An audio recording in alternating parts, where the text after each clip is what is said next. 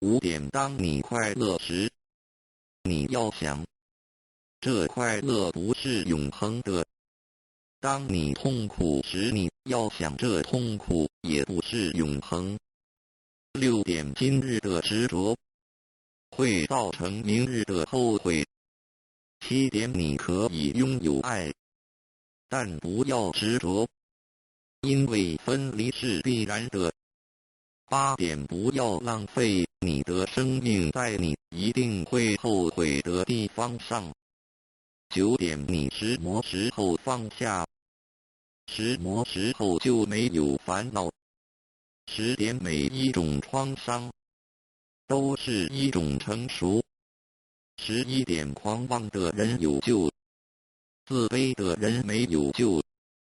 认识自己，降服自己，改变自己，才能改变别人。12点，你不要一直不满人家，你应该一直检讨自己才对。不满人家，是苦了你自己。13点，一个人如果不能从内心去原谅别人，那他就永远不会心安理得。14点，心中装满着自己的看法与想法的人，永远听不见别人的心声。15点，毁灭人只要一句话，培植一个人却要1000句话。请你多口下留情。16点，根本不必回头去看咒骂你的人是谁。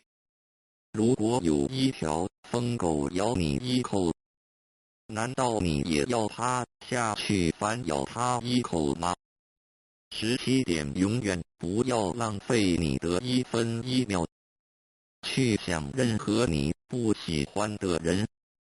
18点，请你用慈悲心